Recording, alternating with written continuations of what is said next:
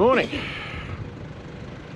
Last night's marathon effort, which included winching 2 trucks and camper trailers and a lot of other hard work, got us off the tracks at midnight, and we're up here at the Pinnacles where you probably don't camp. We got up here at midnight, we didn't care. So this is how we camped last night. Hopefully it's not too windy for you today, guys. Slept in the cars. That's where I parked it. Just literally just left it sitting there. Now we're rebuilding Az's winch because we ripped out the cable straight out of the socket last night. So we're fixing that. Ads and Calf slept in there. Tony and Janice slept there. And Matty, he was a bit further down here, but he was on the flat. That's where we all slept. We are at the Pinnacle Fire Tower, which is a lovely place. So it is a place we were going to come to anyway. We just didn't expect to sleep here at midnight. So there you have it. Now, I'll go for a quick look around it. But yeah, what an evening. Absolutely huge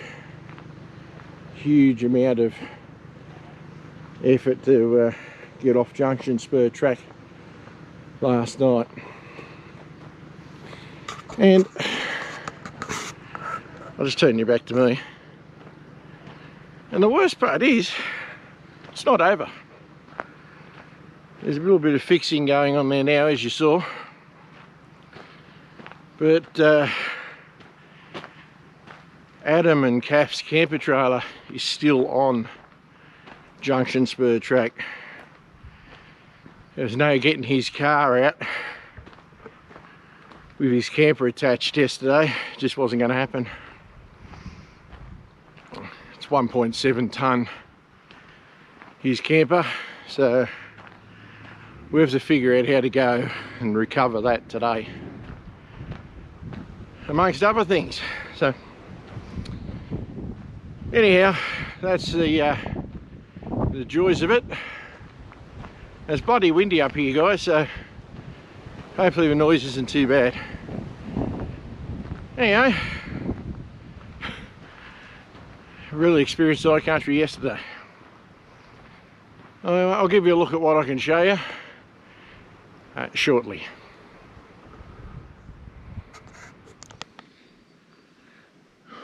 Well, I'm up at the cabin that the fire tower guys would stay in, and this is the view from here. It's pretty nice, and the fire tower is up there. Hopefully you can see that. And just up there is a radio tower, and just near where I am, of course, is a very major tower. It's windy as hell, but I'm managing to get sort of in between the windy bits at the present, so hopefully you can hear me. Anyway, it's a nice spot. Be nice on a nice sunny day, which I don't know if it'll be a sunny day later or not, but I don't know if we'll get back up here later. So there's a fair old climb up here, but we'll see what we can do when we get there.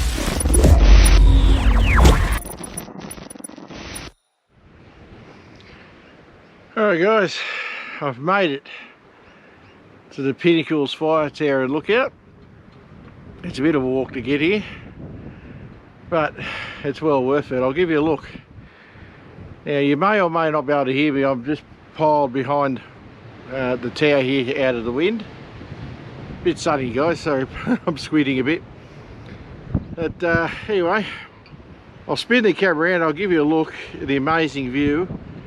I'll try to talk, but if I get windy and wind noisy, I'm sorry, guys.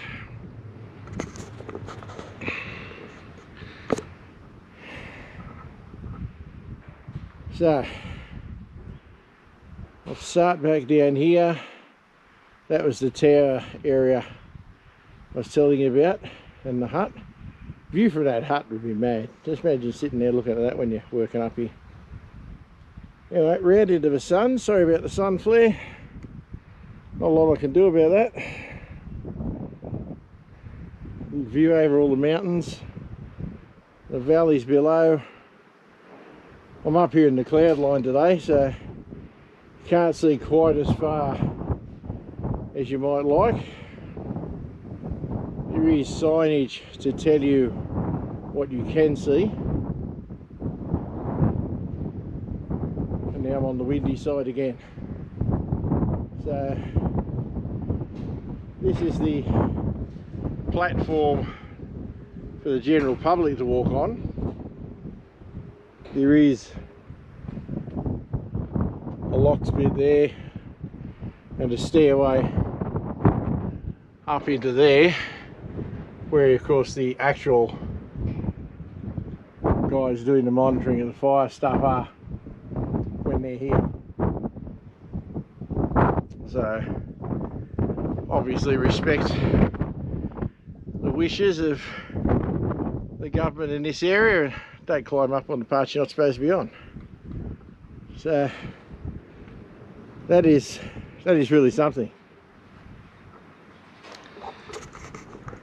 And to me, these are the views you come up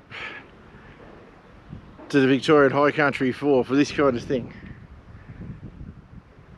So hopefully getting some in the background of me as well. But that's why we do this. Even with nights like last night, this is why we come here. Anyhow, I've got to walk back down. I better see the crew, see what today's plan of attack is, because I really don't know, because I did the bolt early.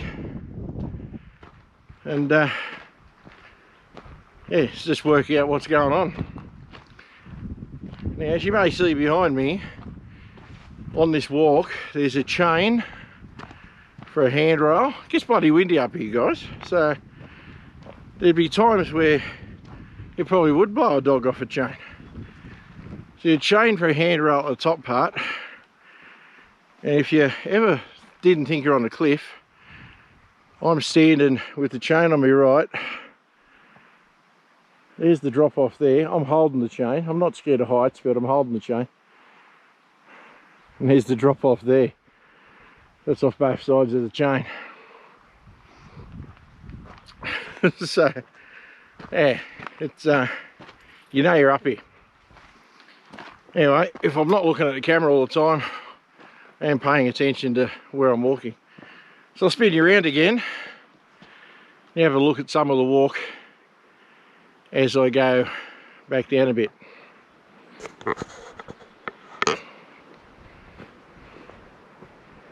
So it's a really nice spot to come to. It was put here for a reason, obviously. Spotting the fires from here would have been obviously a massive advantage point. So you can see a pretty big chunk of the Victorian High Country with this. And because of the elevation, of course, in the world of technology, this is where you put radio towers, up on big mountains. So it's a little two-way tower just here, which I'm going to guess is mostly for the Country Fire Authority and things like that. Got a bit of a really rocky step here, so just watching what I'm doing. But yeah, it's a little bit of cliffy walk. So there's the nerdy bit for all the amateur radio operators that watch my channel, and it's still beautiful and scenic all the way along this walk for everybody. There's some fog rolling up the mountain there. I don't know if you can see it. Camera may not pick it up, it's only very light.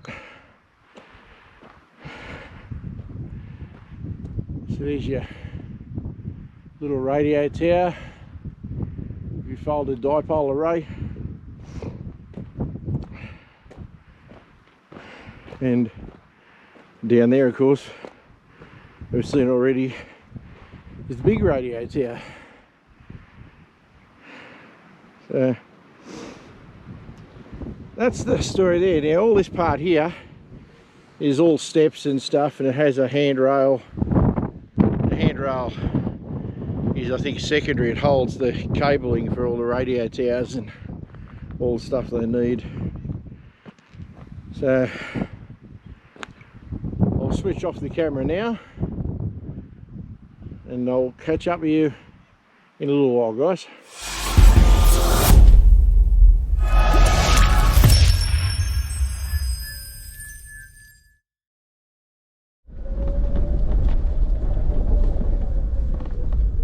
Well, it's the next morning after getting to camp at Midnight. It was midnight.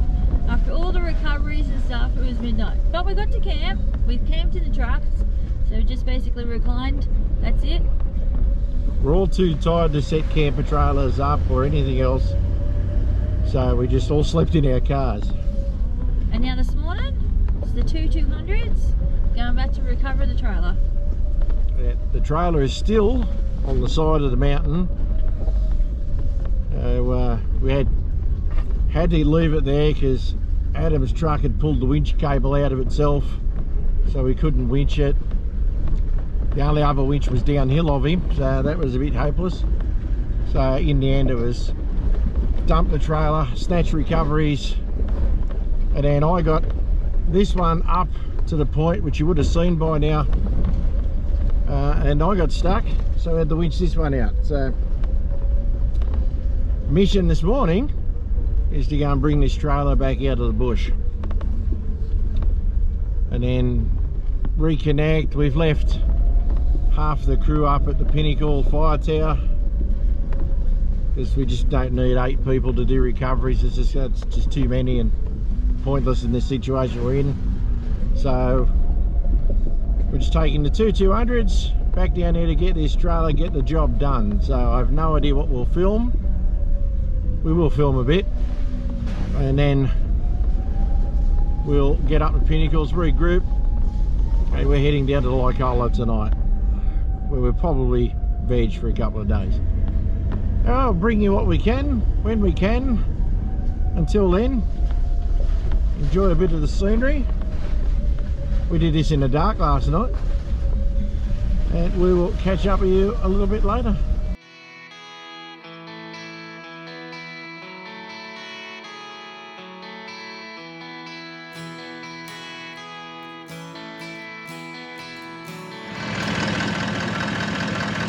So we're in the middle of processing. We've gone about 500 meters with the trailer so far. It's under tension at the moment, so I'm not going any further. Shouldn't even be here. Having a sneak little peek.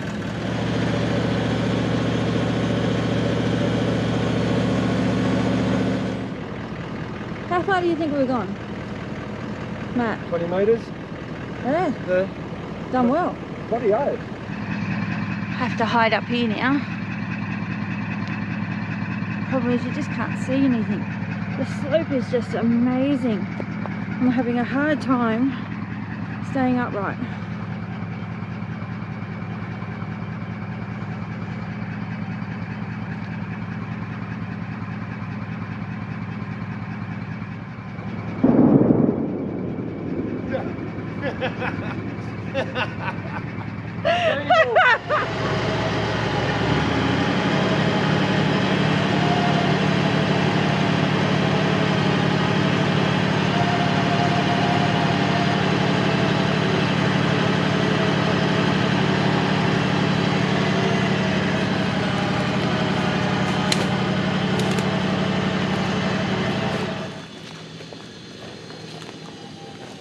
So now I've scrambled down the hill and leveled the camper trailer, and we're looking up. What Steve's doing now is the rope that was holding it there when the winch wasn't. We can barely see the 200 now. Isn't that lovely?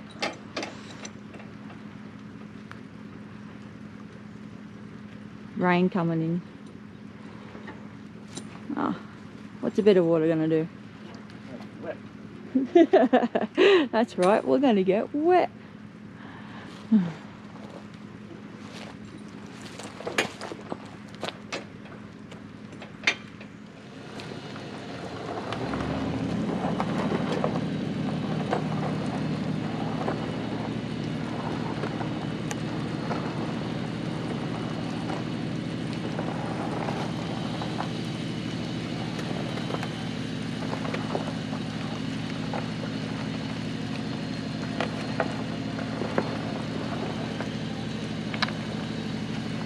Steve's just there trying to readjust it, keep it going pretty really straight.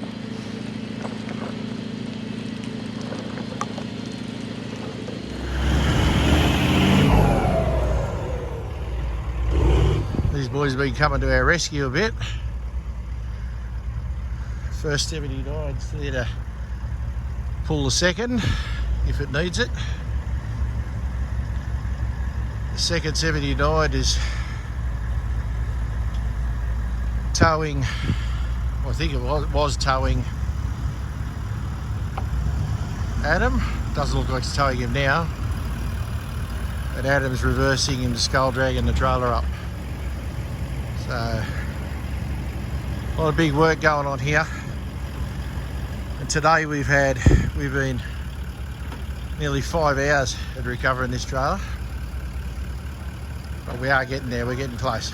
So, these boys came along and offered to give us a hand, which is great of them.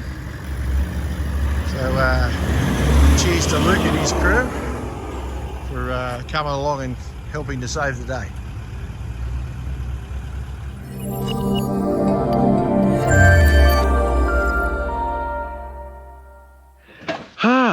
Well, after 5 hours of recoveries, we finally got the trailer back.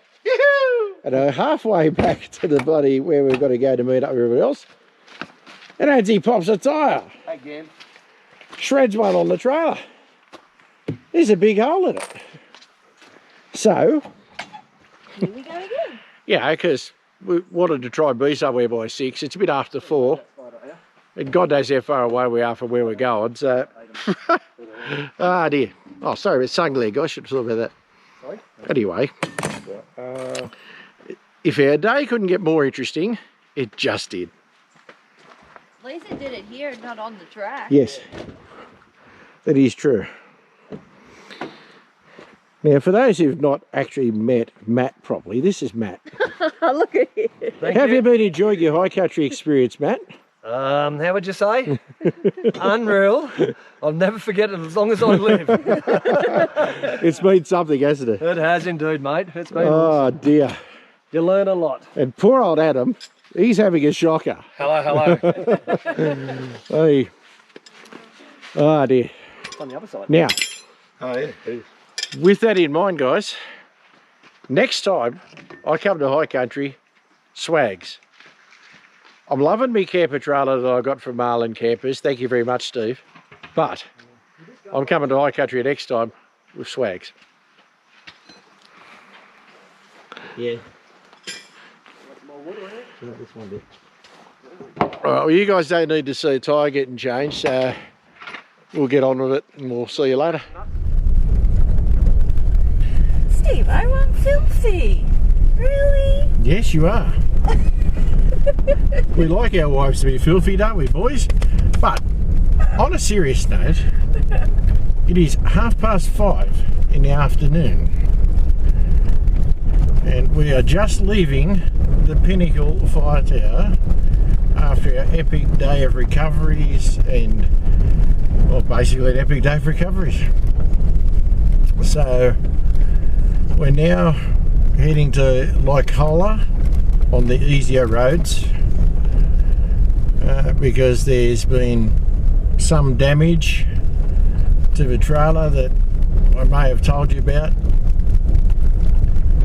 and we're towing again now that we've done our job as rescue party. So yeah, we're on our way to Lacola now. If you don't mind indulging me, I can tell you a small story of our epic winching displays and challenge that we had to do today. So I hope you don't mind. I couldn't film everything because I was up to my elbows in mud and stuff, so you know, I probably don't look real great now, although you probably think normally I don't look real great, so fair enough. As you can see, I'm not in my Mud Ducks touring shirt.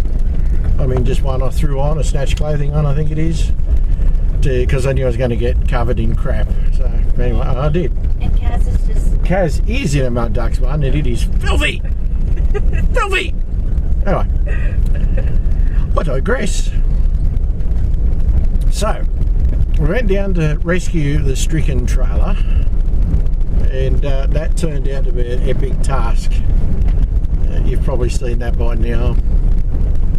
Just passing the turn off the Billy Goats Bluff, and we're definitely not going down there. So it was winch, stop, tie the trailer up, reset, winch, stop, tie the trailer up, reset, winch, stop, tie the trailer up. That was pretty well the theme for quite a few hours. Then, when we thought we were getting somewhere, we thought, let's turn the 200 around and see if we can tow it out.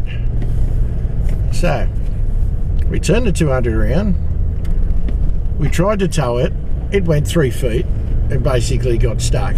So, we disconnected it again, reset the trailer, went to turn the 200 around again, and poor old Adsy, he went a little bit too far into a drain when we were turning around and bogged the thing to the axles.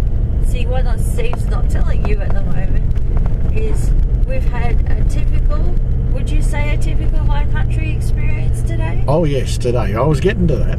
Oh, you were getting to that? I was getting to that. Okay. Don't get in the way of me story. Don't get in the way of your story. Go Women! Who'd have them? Anyway. Oh, God, so violent. You saw that? Huh? Saw that? Backed me up when I saw her. Okay. Anyway. She bogged it to the axles. This truck is parked 200 metres up the hill because there's no way in the world I'm parking it any lower. And it wasn't coming out, eh? So, up the hill we go. Well, Karen mostly. I'll be fair. She went up the hill because I was doing stuff with the trailer. Bring the max tracks down. And without the max tracks, I've got no idea how we were getting him out. I'd had to come down forwards and winch him out or something. Anyway, max tracks saved the day, and as his car came out. But by the time this has happened, we've experienced the high country. Seriously, experienced the high country. We got down here, it's cold and it's foggy. Then the fog lifts and it's beautiful sunny. It was nice, it was pleasant. Then we could hear the thunder. And sure enough, while we're winching and doing what we're doing, thunderstorm. So we're getting smashed with rain, lightning, you name it, we're getting it. And then as soon as it's bloody cleared, you know, well, we just kept winching in the rain. We thought about hiding, where were we going to hide? We're already drowned. Winching in the rain, fog, more sun. Beautiful day. More thunder, another bloody storm. It's like the gods are laughing at us. Anyhow, long story short, the thunderstorm went away, but by this stage, we're all soaked. And as you see me now, I'm still soaked. So that's not very fun. Anyway, we're heading, as I said, to Lacola, to a caravan park for this evening. We're going to spend the next 2 nights there, at least. We may have to change that plan, as we've had some fun and games with the trailer, as you may have noticed by now. So, anyway, I hope you don't mind indulging that little bit of a story time. Andrew sent Pierre Waitstale. So, not a lot else to tell you today, guys. We're going to get to the caravan park. We're going to set the trailer up. We're going to have showers. We're going to do all that stuff. And realistically, none of that is of interest to you, is it? So, I'll leave you with it for now. And we'll probably talk to you tomorrow or the next day, because we're having a lay day tomorrow, so we might do nothing. So, talk to you soon, guys. Have fun.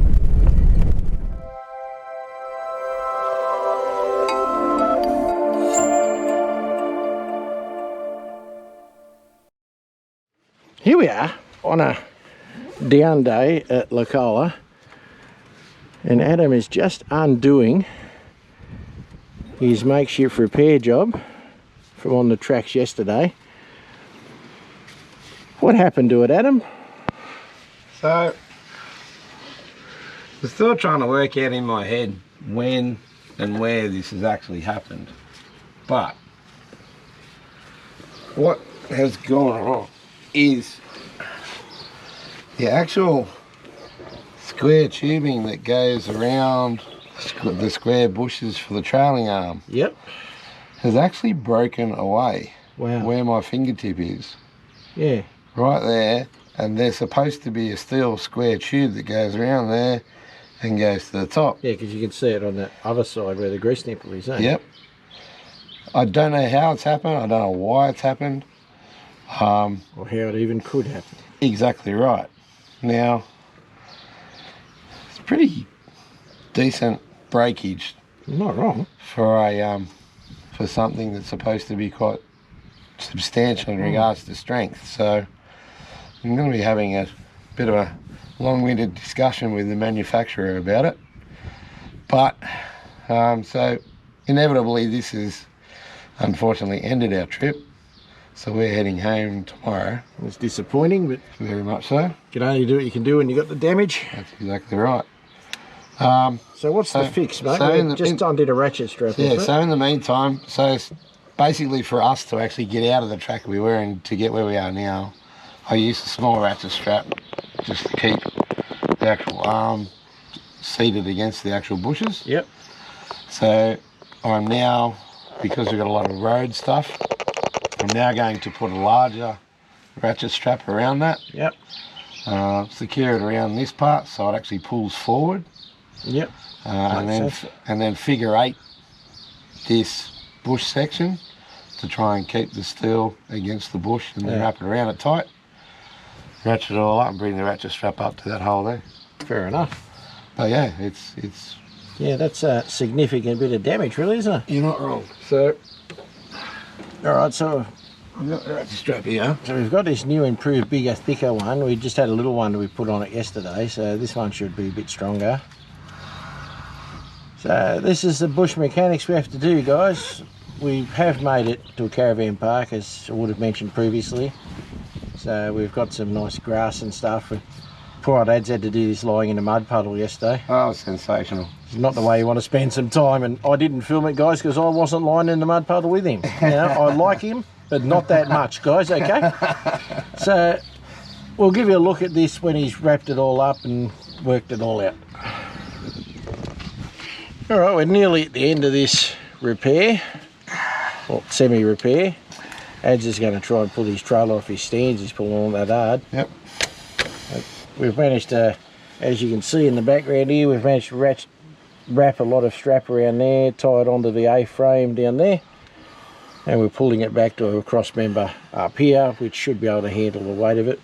And just get it to keep itself forward. It's just, yeah, like Adam said, just keep it forward so that it doesn't pull back and track the trailer funny and, you know, inadvertently wear a lot of the tyre out too, which wouldn't be good.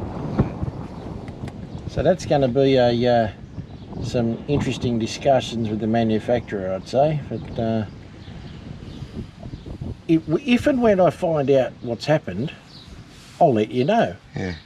I'd like to find out the results of it too, and then if it's a good result, we'll tell you who the manufacturer is. If it's not, we won't.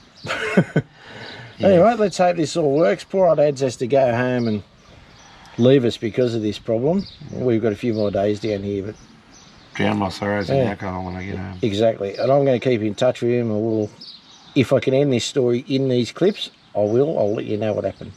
All right, we'll see you a little bit later, guys. I just thought I'd quickly show you guys. As you would have seen yesterday, we used a Max Track as a skid plate to grab this trailer up the bush. Have a look at the leading edge of it here. Every single knob gone. But you know, it's a small price to pay rather than leave a shitload of dollars worth of camper trailer down in the scrub. They're replaceable. But yeah, that's messed up, eh? I mean, considering this is what they should look like. So most of you guys know what a Max Track looks like. But hey, did the job. Let's face it, when you're in the bush and you've got to drag a couple of tons of camper out, you do what you got to do. But I thought I'd just show you what happens when you drag nearly 2 tons of camper by its nose on a Max Track up a kilometre of hill with a winch. Well, that's going to do us for this one, guys. Not quite as much action as you probably thought, but did the best I could do, and I don't want these clips to drag on too long, so I hope you don't mind. Hope you didn't mind my little story in the middle, and we will obviously see you again for next week's part. Hope you liked the video. If you did like it, throw a like on it, it helps the channel. If you're new here, consider subscribing. If you do subscribe, click the notification bell. And if you're an old hand, thanks again to you guys for taking the time out of your day to watch one of my clips. I really do appreciate the support, guys. Alright, we'll see you next week. As we like to say here, just get out there, enjoy the bush, and we'll see you on the next one. Cheers from Steve Kaz at Mud Ducks 4-Wheel Drive Touring. See ya.